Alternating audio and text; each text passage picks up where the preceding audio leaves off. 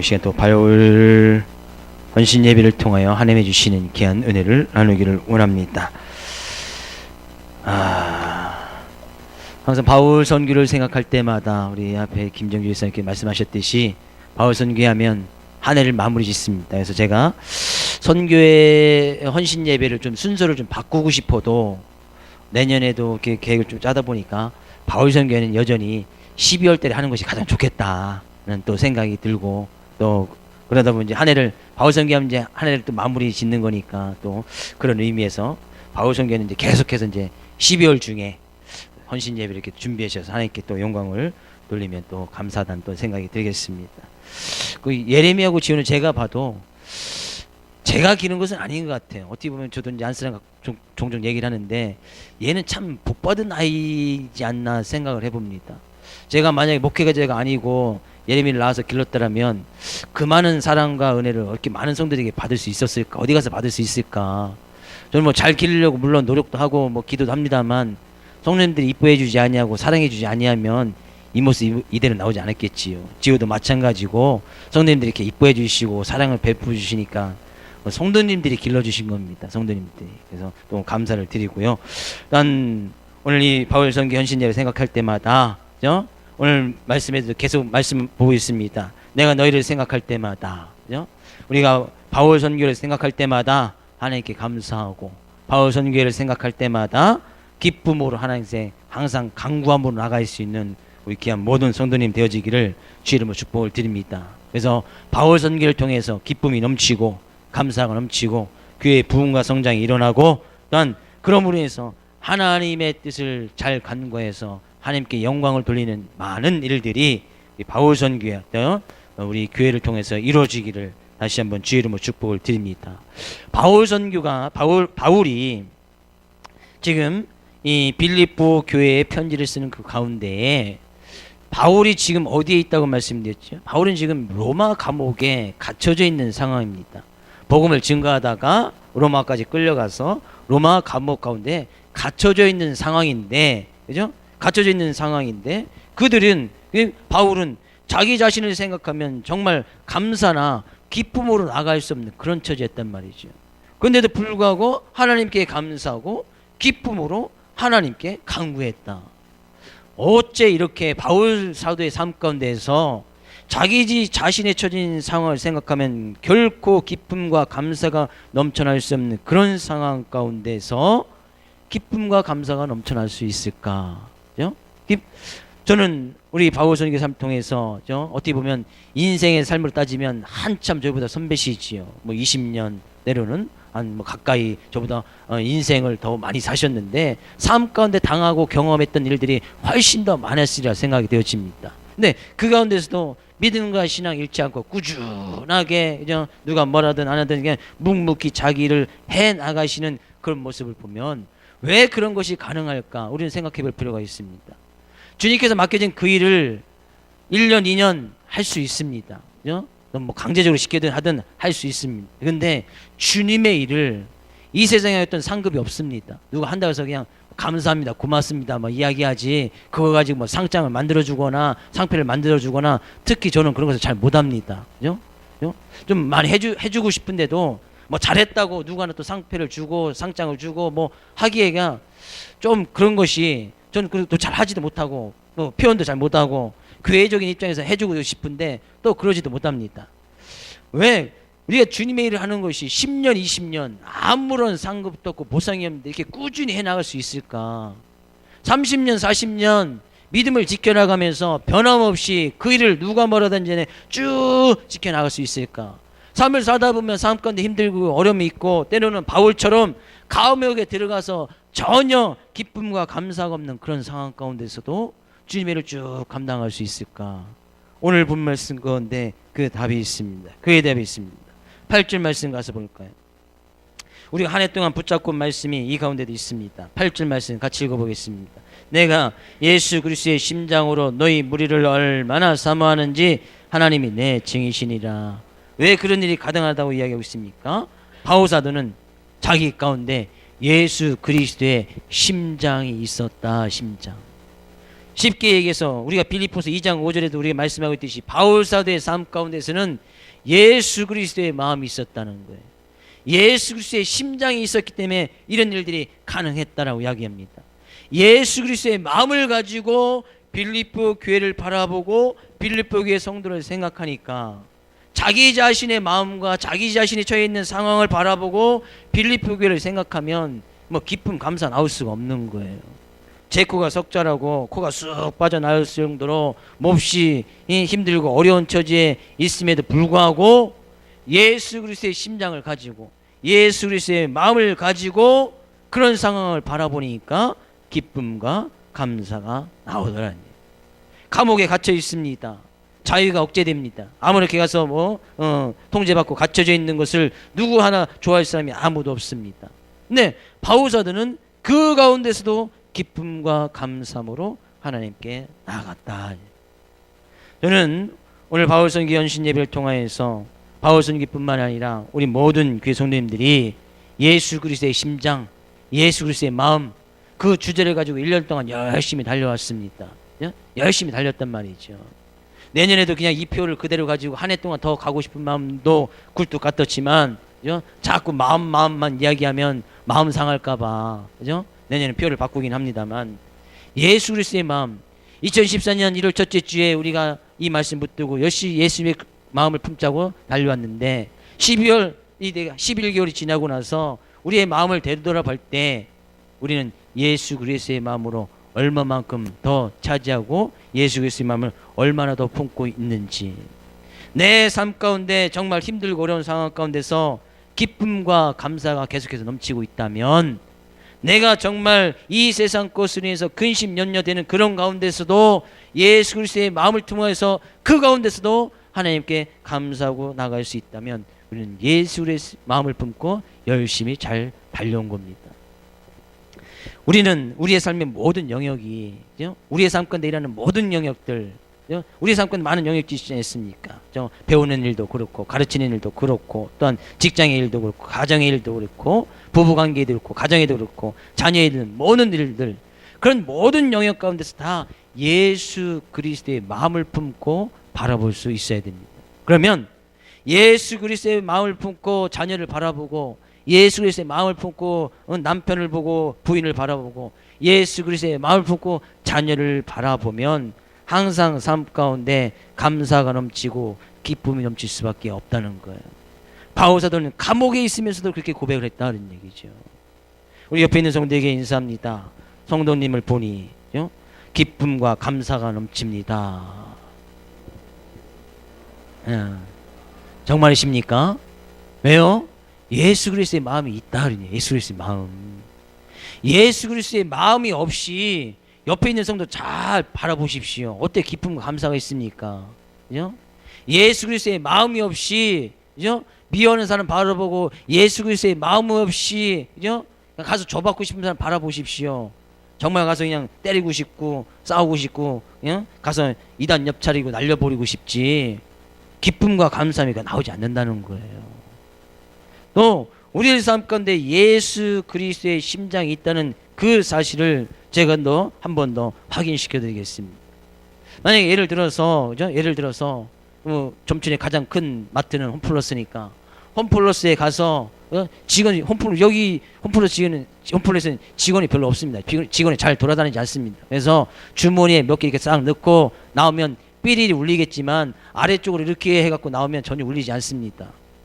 모르셨죠? 저만 저 해본 게 아니라 그렇다는 얘기입니다. 이렇게 센서가 사람들 여기 무릎이나 이렇게 가슴에 이렇게 있어서 이렇게 들고 나오거나 다리 밑으로 이렇게 끄집어 나오면은 센서 안 울립니다. 절대. 발로 이렇게 툭툭 쳐서 갖고 나오면 이거 뭐예요? 그럼 옆에서 사갖고 온 건데 들고 다니기 귀찮아서 이렇게 툭툭 치고 다닙니다. 그러면 전혀 센서 안 울립니다. 만약에 뭐 그렇게 하라는 얘기가 아닙니다. 아싸 목사님 가르쳐줬으니까 오늘 가서 다 시험해 보다가는 댄방 걸립니다. CCTV 있고 다 있기 때문에 댄방 걸려요. 만약에 예를 들어서 가서 물건 와서 너무나 탐나는 것이 있어요. 근데 뭘 은근슬쩍 그것이 내 주머니에 들어갔어요. 그걸 몰래 왔어요. 그런데도 가슴이 콩당콩당 뛰지 않냐고 전혀 아무런 느낌도 없습니다. 뭐가 없는 거예요? 물론 그렇게 하실 분이 없지만 만약에 정말 마음에 드는 것이 있는데 돈이 없어요. 근데 막 가지려고 해서 막 거기에 손이 막 가고 그것을 갖다 막 주머니 넣으면 어떻습니까? 안 해보셔서 잘 모르시죠. 그렇다고 또 오늘 가서 해보시면 안 되고 하면 막 심장이 뛰고 누가 보지는 않나 두리번거리고 왜 그런가요? 차이점이 어디 있습니까? 예수 그리스도의 마음이 있기 때문에, 예수 그리스도가 우리 안에 있기 때문에 우리 안에 계신 성령께서 야 도둑질하면 나쁜 짓이야, 거짓말하면 나쁜 짓이야, 행여나 뭐 선한 거짓말, 저는 선한 거짓말도 해서는 안 된다고 가르치지요. 하얀 거짓말, 뭐 빨간 거짓말 그런 것이 없습니까? 그냥 거짓말은 거짓말일 뿐이에요. 그럼 의사가 하는 거짓말은 뭐 의사가 뭐 가끔 그래죠. 환자를 위해서 뭐 다 병들어 죽어감에도 불구하고 괜찮습니다. 뭐 이렇게 건강 회복될 겁니다. 뭐 그럼 그런 의사는 뭐 거짓말하는 거 아닙니까? 예? 근데 우리는 계명의 순리를 좀 잘 알아야 됩니다. 예? 계명의 순리를 알아야 되는데 거짓말하는 것보다 지금 그 환자의 어떤 생명을 살아내는 것이 더 위에 있기 때문에 생명을 위해서 하는 거짓말 그 자체도 안 되겠지만 거짓말을 하라는 이야기 납니다. 어떤 계명의 우선순위 때문에 그렇게 할 수밖에 없는 그런 직업도 있겠지요. 근데 우리는 우리 안에 있는 예수님께서, 우리 안에 계신 성령님께서, 우리 안에 말씀 되신 예수님께서 야 거짓말하면 안 되고 속이면 안 되고 남의 거 도둑질하면 안 되고 막 가슴을 뛰게 해서 전혀 도둑질하지 못하는 거 아니겠습니까? 그렇지요? 뭐 다 도둑질 하시는가 봐. 그죠? 도둑질 전혀 못 하시지요? 대답 안 하시는 분 가끔 하시는 것 같은데. 거짓말 전혀 못 하시죠? 거짓말 하려고 하면 안에 계신 성령님께서 야 거짓말 하지 마 하면 안 된다고 그랬어. 거짓말하면 성령이 가서 지옥에 간다고 했어. 거짓말하면 그것은 자기 인생도 망치는 것이고 거짓말을 향해서 그것을 속임을 다 받는 그 사람의 인생도 마친 것이니까 거짓말하면 안 돼. 그래서 거짓말도 못 하시지요? 하시는 분도 계시고, 그죠? 하시는 분도 계시고 안 하시는 분도 계시고.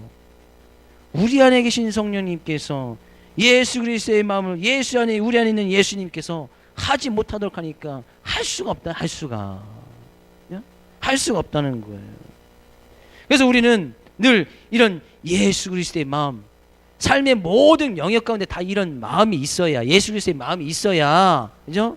뭐 잘못된 길로 가라갈 때 우리 안에 계신 성령님께서 가면 안 돼. 먹는 부분에서도 예수 그리스도의 마음이 품고 있어야 야 그건 먹으면 안 돼, 그건 먹어도 돼, 그건 마셔도 돼, 그건 마시면 안 돼 라고 이야기할 수 있다는 거예요. 교회 다니지 얼마 되지 않은 청년이 말씀을 본다고 쭉 보다가 교회 목사님한테 와서 따집니다. 목사님, 성경에 담배 피라는 얘기가 없는데 담배 피면 천국 갈 수 있습니까? 없습니까? 목사님께 와서 따지도 묻습니다.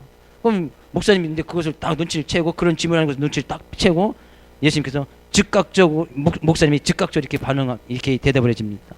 담배를 피면 천국에 더 빨리 갈 수 있습니다. 그랬다는 거예요.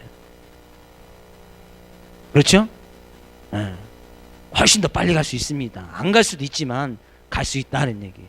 뭐 우스갯소리입니다. 그러니까 우리는 먹어야 될 건 먹지 말아야 될 것도 구별을 잘 쓴단 말이죠. 예수님의 마음이 있으면. 내가 가야 되는지 말아야 되는지 예수님의 마음이 있으면, 그죠? 가지 말아야 할 곳은 내가 가지 말아야 할 곳을 막 하면 우리 안에 계신 예수님께서, 성령님께서 말씀을 통해서 야 거기 가면 안 돼, 막 가슴 뛰게 하고 두렵게 만들고, 그래서 그 길을 못 가는 거예요. 그것이 주님의 은혜가 되어진단 말이죠.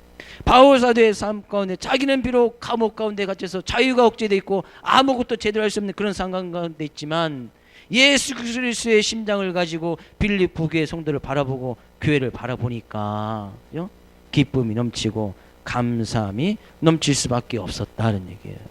그런 예수 그리스도의 심장을 가진 사람의 특징을 오늘 본문 가운데서 한 가지 이야기를 하고 있는데요. 7절 말씀 가서 볼까요? 7절 말씀.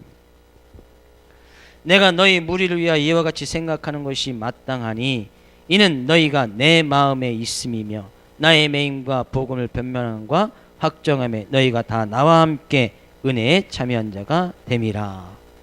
예수 그리스도의 마음을 품고 있으면 그런 사람들은 그런 사람들의 마음속에는 항상 다른 사람이 품어져 있다는 거예요. 보십시오. 7절 말씀에 이는 너희가 내 마음에 있음이며, 지금 빌립보 교회 성도를 생각하면서 이야기하는 거 아니겠습니까? 빌립보 교회 성도들이 바울 사도의 마음에 있었다는 거예요. 예수님의 마음을 품으면 그런 사람들의 특징 가운데는 예수 그리스도만 품는 것이 아니라 다른 사람들도 마음에 품고 있다는 거예요. 우리는 이걸 오해하시면 안 되지요. 다른 사람들 마음에 품고 있다는 것은 또 내가 그럼 다른 여자, 다른 남자도 품고 있어도 되냐? 그것은 간음이니까, 간음한 행위니까 그것은 아니겠지요. 그죠? 여기서 다른 사람들의 마음을 품고 있다는 것은 그런 영혼들, 빌립보 교회 성도들을 생각하여서 그들을 위해서 항상 감사하고 그들을 위해서 항상 기도할 수 있는 그런 마음을 품고 있다는 거예요. 그죠? 내가 사랑하는 아내 외에 다른 여인을 또 마음에 품고 있다. 내가 함께 살아가고 있는 남편 외에 다른 남자를 마음에 품고 있다. 이것은 아닙니다. 그렇죠? 그것은 하나님 보시기에 아주 나쁜 죄 중에 하나는 간음죄에 속한 것이기 때문에 이 바울 사도는 예수 그리스도의 마음을 품고 있으니까 다른 성도들이 자기 마음 안에 들어오더라 그런 얘기예요. 다른 성도들의 영혼을 품게 되어지더라 그런 얘기예요.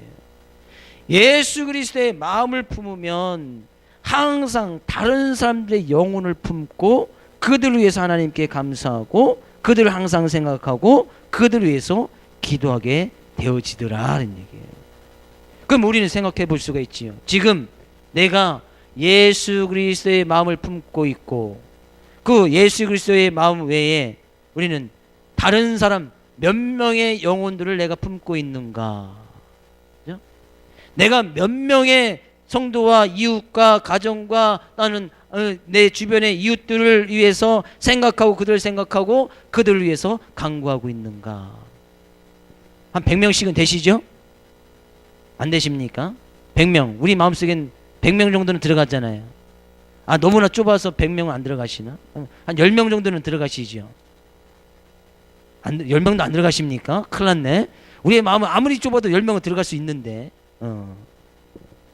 바울 사도를 잘 생각해 보면 예수 그리스도의 마음을 품고 있으니까 예수 그리스도와 덩달아서 다른 사람들의 영혼이 자기 안으로 들어오더라는 얘기예요. 그래서 그들을 위해서 기도하고 그들을 위해서 간구하고 그들의 영혼을 구원받기 위해서 항상 애쓰고 나가게 되어지더라는 얘기예요. 이것이 예수 그리스도의 마음을 품는 예수 그리스도의 심장을 가지고 있는 사람의 가장 큰 특징 가운데 하나입니다. 내가 누군가를 위해서 기도해주고 누군가를 위해서 복음을 증거하고 누군가의 영혼을 위해서 내가 복음을 증거해서 그들을 품고 기도하고 있다면 내가 예수 그리스도의 심장을 가지고 예수 그리스도의 마음을 가지고 있다는 사실입니다. 저는 오늘 이 바울 선교회를 헌신 예배를 통하여서 여기 계신 모든 분들이 예수 그리스도의 마음을 정말 품어서 다른 사람들의 영혼, 다른 사람들의 영혼까지도 품을 수 있는 넓은 마음, 그것이 넓은 마음이에요. 넓은 마음 가지고 나가 있는 귀한 성도님 되어지기를 주의 이름으로 축복을 드립니다. 많은 영혼들을 품을 수 있어야 됩니다. 우리는 최소한 우리 선교 가운데 나가 있는 선교사님들을 위해서만 기도한다면 최소한 7개 나라, 7개의 나라의 영혼들을 품고 기도하고 있는 겁니다. 그렇죠? 영국을 품고 케냐를 품고 터키를 품고 필리핀을 품고 또 짐바브웨를 품고서 우리는 그런 영혼들을 위해서 기도하고 있단 말이죠. 예수님의 마음을 품으니까 그런 영혼들이 들어온단 말이에요. 한 번도 만나본 적도 없고 가본 적도 없는 그런 사람들의 영혼을 품고 우리는 기도하게 되어지더라는 얘기예요. 이것이 어떻게 가능한 게 되어집니까? 예수 그리스도가 우리 안에 있으니까. 그죠? 마침 이 말씀드려서 생각났는데 지금 우리 필리핀 위해서 기도하고 있습니다만 필리핀 선교사님 있는 우리 두 가정을 위해서 기도하는데 그게 지금 오늘쯤일 것 같아요. 오늘 아침쯤에 태풍이 지금 선교사님 있는 그 자리를 바로 또 직통해서 지나간답니다. 바로. 어제 저도 이제 뉴스를 보고 전화를 드렸더니만 이제 비가 내리고 바람이 불기 시작했어. 기도 좀 부탁해. 이렇게 인사를 하고 있는데 일단 조심하십시오. 건강하십시오라고 전화하고 했는데 오늘 이제 통화를 해보면 아마 안 될 겁니다. 바로 지나가면 제 있을 때도 제가 그 선교 활동하고 있을 때도 바로 그 비슷하게 아예 정중앙 그러니까 태풍의 눈이 태풍의 눈이 저희가 있던 그곳을 싹 지나갔습니다. 근데 태풍이 지나가면 이렇게 빨리 지나가면 피해가 덜 심할 텐데 태풍이 지나가면 우리 성교사님은 거기 필리핀 가보시면 알겠습니다만 거기는 아주 큰 화산이 있습니다. 그죠? 마이온 화산이 있습니다. 근데 이 화산 때문에 태풍이 오면 이게 이 화산이 너무나 크다 보니까 이게 빨리 지나갈 곳도 빨리 지나가지 못하는 거예요. 그냥 빨리 왔다가도 거기 오면 서서히 이 화산 때문에 화산의 그런 그 기나 뭐 그런 것 때문에 이게 빨리 지나가지 못하는 거예요. 그 저희 있을 때도 딱 10시간 딱 비가 내렸어요. 10시간 바람과 동시에 비가 딱 내리는데 1층 사람의 가슴 높이까지 그 지역이 쫙 물이 다 차버리는 거예요. 아마 근데 지금 태풍의 기준이 그때보다 조금 더 센 태풍이 시속 240km라고 하니까 220 제가 있을 때 226km였었는데 240km로 가면 이건 뭐 난리 나는 겁니다. 근데 이 필리핀은 항상 태풍이 그 밑에 필리핀 쪽에서 이렇게 항상 올라오기 때문에 거기에서 또 그 사람 많은 사람들이 다 어디 가서 살 수 있는 것도 아니고 그것도 선교지를 버리고 갈 수도 없는 것도 아니고 그죠?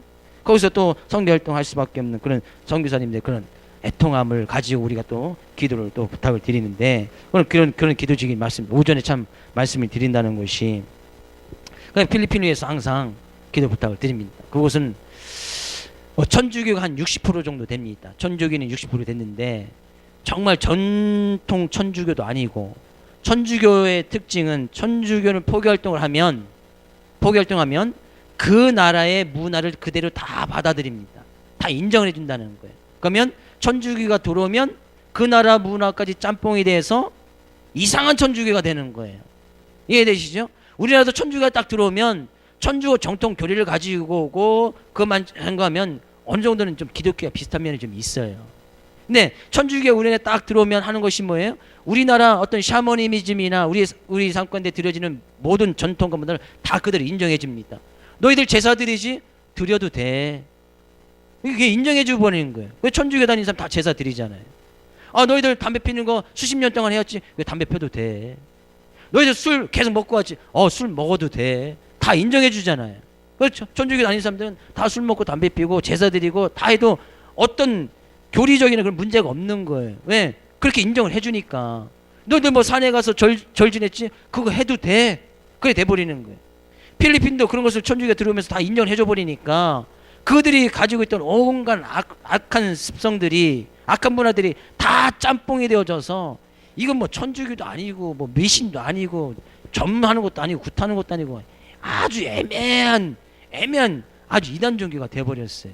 근데 그거를 대부분의 사람들이 믿고 있단 말이죠. 근데 그것을 갖다가 기독교 가서 증거하고 나가려고 보니까 힘들지요. 그 복음을 증거하는데 문제가 없습니다. 왜? 천주교 다 받아들이니까 너희들이 복음 증거해도 받아들인단 말이죠. 하나님을 이야기해도 자기도 하나님 얘기하니까 포교활동 하는 데는 예수를 증거하는 데는 전도할 때는 전혀 어떤 제재를 가하지 않습니다. 근데 정작 예수님 믿지 않는다는 거죠. 그것이 문제단 말이죠. 우리는 정말 예수 그리스도의 마음을 품어서 다른 사람들, 다른 영혼들, 다른 나라들을 위해서 기도하고 그들을 위해서 간구할 수 있어야 됩니다. 올 한해 우리가 그죠? 올 한해 내가 10명을 품고 있다면 내년에는 좀 더 늘어나야지요. 마음은 넓게 쓸수록 점점 더 넓어지니까 내년에는 11명 품고 그 다음 달에 12명 품고 그 다음에 13명 품고 아니면 전 세계가 70억이니까 기도할 때 전 세계 70억 다 이거 통틀어서 다 기도하면 되는 거 아니겠습니까? 그렇죠? 그럼 70억 명의 인구를 품고 기도하고 그 정도 마음은 돼야 예수 그리스도의 마음을 품었다고 이야기하지 않을까 생각을 해봅니다. 그래서 선교사님들을 위해서 선교하는 교회에서 기도하는 것이 정말 중요하다는 얘기예요. 이것이 예수 그리스도의 심장을 갖지 않냐고는 불가능하다는 얘기예요. 불가능하다. 네, 그런 마음을 품고 있을 뿐만 아니라 바울사도는 고백합니다. 나의 매임과 나의 복음을 변명함과 확정함에 너희가 다 나와 함께 은혜에 참여한 자가 됨이라. 바울사는 자기는 매였다고 이야기를 합니다. 누군가가 복음의 자유를 누리고 복음을 받아들여서 큰 구원을 받기 위해서는 그것을 위해서 누군가는 매여야 되고 누군가는 희생해주는 사람이 있어야 된다는 거예요. 그렇죠? 바울사는 그것에서 자기는 그렇게 매이고 감옥에 되는 것을 갖다 부끄럽게 생각하지 아니했다는 거예요. 누군가는 우리나라에 복음을 가져다 주기 위해서 매이고 감옥에 가고 순교하는 선교사들이 있었기 때문에 우리나라도 복음이 들어왔고 교회가 세워지고 예수 그리스도가 지금 이곳저곳 어느 데 갔든지 교회가 세워지는 그런 복을 받을 수 있었단 말이죠. 초창기에 우리나라 선교의 역사를 보면 복음을 들고 다지고 왔다가도 예수 한마디도 이야기하지 못하고 순교를 당한 사람들이 많이 있습니다. 왜? 우리나라 외국 사람이 들어오니까 아예 들어오지 못하게 하는데, 들어오지 말라고 얘기하는데 배 타고 들어버리는 거예요. 그냥 잡아서 그냥 죽인 거예요. 그 와서 보니까 또 이상한 책을 갖고 있어. 그죠? 이상한 책을, 성경책 이상한 책을 갖고 있습니다. 근데 분명히 그거 갖고 이야기하지 말는데 가서 이야기를 하는 거예요. 그건 잡아다 죽이는 거예요. 감옥에 넣고, 그죠?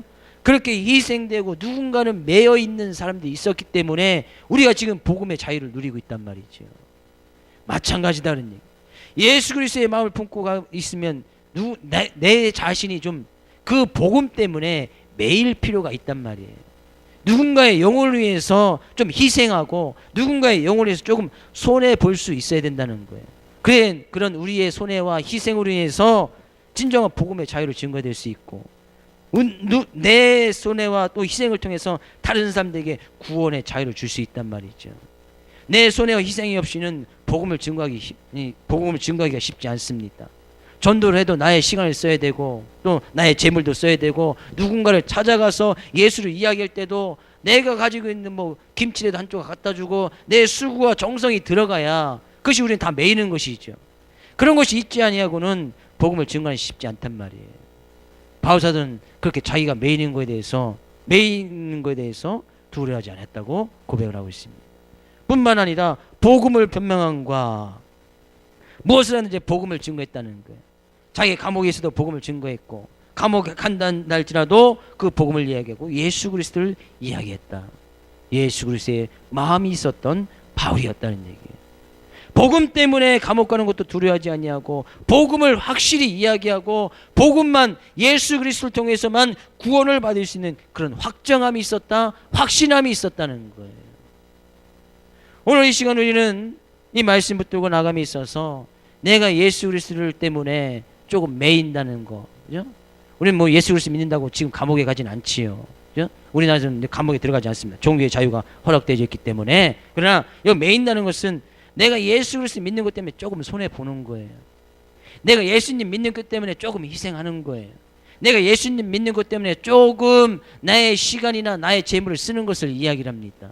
네, 그런 것에 대해서 확신할 수 있어야 되고, 좀 매임을 가지고 있어야 그것을 통해서 구원받는 많은 영혼들이 일어나게 되어진다는 거예요. 저는 여러분에게 축복된 말씀을 드립니다. 예수 그리스도 때문에 매일 수 있기를 주의 이름으로 축복을 드립니다. 예수 그리스도 때문에 좀 손해보고 희생할 수 있기를 주의 이름으로 축복을 드립니다. 예수 그리스도 때문에 조금 포기할 것은 포기하고 버릴 것은 버리고 재물을 써가면서까지 다른 사람들의 영혼을 위해서 힘써 나갈 수 있는 귀한 여러분 되시기를 주의 이름으로 축복을 드립니다. 왜 그렇습니까? 바울사는 그 복음에 확실함이 있었다. 확정함이 있었다는 거예요. 복음, 예수 그리스도만이 우리의 삶 가운데 구원을 가져둔다는 그런 확신이 있었기 때문에 그런 일이 가능해졌다는 얘기예요. 그래서 자기가 쓰는 것이 전혀 아깝지 않았다는 거예요. 포기하는 것이 아깝지 않았다는 거예요. 자기 자신은 지금 매여서 자유가 억제되는 것이 전혀 부끄럽지 않았다는 거예요. 예수 믿는 것이 부끄럽지 않았다는 거예요. 감옥에 있으면서도 복음을 이야기했다는 거예요. 오늘 바울 선교 연신임을 통해서 우리 바울 선교의 성도님 모든 뿐만 아니라 우리 모든 교회 성도님들이 그 예수 대신 복음 때문에 전혀 삶 가운데 부끄러움이 없고 그 복음의 확신함을 가져서 예수 그리스도의 심장으로 많은 영혼들을 품고 나갈 수 있는 귀한 여러분 되시기를 주의 이름으로 축복을 드립니다.